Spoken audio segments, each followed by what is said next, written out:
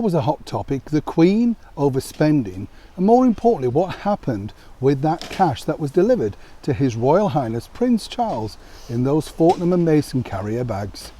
Hi, good morning, Neil Sean here in the very heart of London. Thank you for joining me today. Hope you're all keeping well, fine and dandy as ever. We're back out in the rain.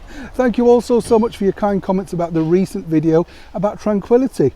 Yes, you see, there's nothing like, is there, than a few moments of reflection, even if it's pouring it down with rain and you're standing by the beautiful riverside looking at one or two ducks. It just sort of makes you feel relaxed, doesn't it? A lot of people are asking me about the Golden Girls. Do we all remember that wonderful TV series way back from the 80s? How funny was that, really? Groundbreaking too, and wonderful roles for older actresses. Be shocked for saying that now, won't I? But really, it truly was. What's interesting to note, though, is that a lot of people are saying, did you ever meet any of the Golden Girls? Well, I did. I met Betty White and also Rue McGann, who played the brilliant Blanche Devereaux. She was appearing at the Shaftesbury Theatre in the very heart of London, and we worked together on a small project there. Wonderful lady, lots of fun, and nothing like, sadly, her character Blanche, but nonetheless great fun and sadly missed by many.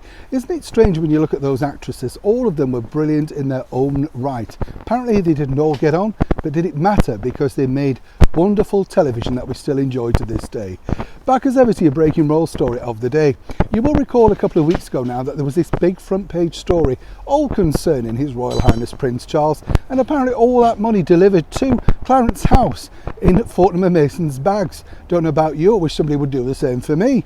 It probably would be little bags in my case with a few food vouchers, who knows? But seriously, it was a very big story. As we told you, the background to that particular story is always fascinating in itself, because it starts off with being this big drama, doesn't it? You know, what was Prince Charles doing? Where was the money going, etc, etc. And if you remember, I did tell you that given the fullness of time, everything will be revealed. Well, it turns out, despite the sort of protests of the mainstream media, that there will be no further investigation into His Royal Highness Prince Charles. Everything was above board, fine and dandy, as I often say, and the money was allocated to the relevant charities. Don't really understand why they're allowed to publish these front page stories and then don't do the same when the backup comes to be actually true, you know, to be found out exactly what Prince Charles was doing with that particular money. But there was also another bigger story breaking this weekend. This all concerns our wonderful monarch of 70 years, Queen Elizabeth II. Apparently, they were looking at the accounts of our wonderful monarchy, and apparently she's overspent by a few million. Yes, 14.7 million. A lot of people were making accusations regarding, of course, her son, Prince Andrew. Really, where did the money go? Well, as ever, we tell you first here on the show. Where the money truly went was during the pandemic. It's a loss. Profit and loss accounts are what they called. And what happened was this. If you recall, if you think about this, during the pandemic, every historic royal house, everything was closed down. And this is already offset against the revenue against that. Nothing to do with the personal wealth or indeed the personal contributions from the government to our British monarchy. But what is interesting to note as these mainstream news papers do make these sort of allegations is this.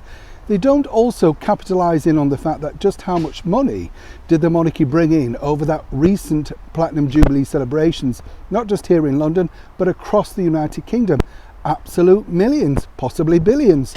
So of course, when those accounts come out next year, everything will be simply counterbalanced. I often say here on the show, it's nice to set the record straight so that you, the intelligent audience, know exactly where the money goes and exactly the background to these breaking stories that at times seem absolutely sensational. But when we dig away and present the facts, obviously then you, like me, know the truth.